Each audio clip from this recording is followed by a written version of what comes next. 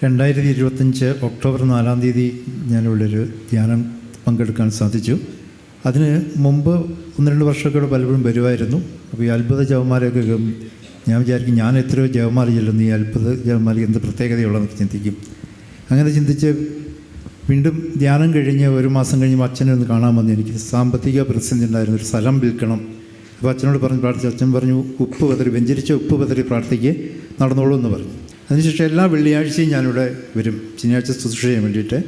അപ്പം സഹനപാതയിൽ പ്രാർത്ഥിക്കും.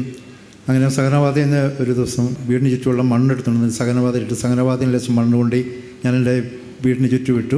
സ്നേഹമുള്ളവരെ, ഇത് പ്രത്യേകം പറയുന്നുണ്ട് കേട്ടോ. അവിടെ എഴുതി വെച്ചിട്ടുണ്ട്, ഇങ്ങനെയുള്ള തടസ്സങ്ങളുള്ള വീട്ടുകാർ നിങ്ങളുടെ വീടിൻ്റെ 4 ഭാഗത്ത് നിന്ന് ഇത്തിരീശം മണ്ണ്, കണ്ടമാനം മണ്ണല്ല, ഇത്തിരീശം മണ്ണ് കൊണ്ടുവന്നിട്ട് അവിടെ പ്രത്യേകം എഴുതിയിട്ടുണ്ട് അവിടെ എവിടെ ഇടേണ്ടതെന്ന്.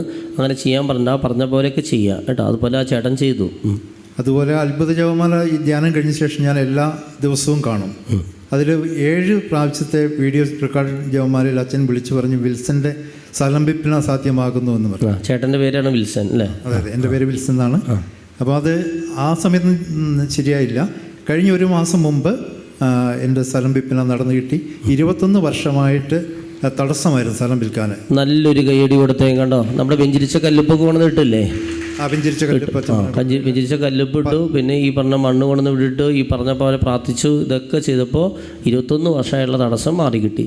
അതോടൊപ്പം തന്നെ മോൻ്റെ ഒരു കല്യാണക്കാര്യം ഒരു ജർമ്മനിയിലുള്ള ഒരു മകളുടെ പാരൻസിനുമായി പ്രപ്പോസൽ വന്ന് അതിൻ്റെ തീരുമാനത്തിലെത്തുവാനും സാധിച്ചു. Praise the Lord. നല്ലൊരു കയ്യടി കൊടുക്കുക കേട്ടോ. ഓക്കെ, ദൈവത്തിന് സ്തുതി.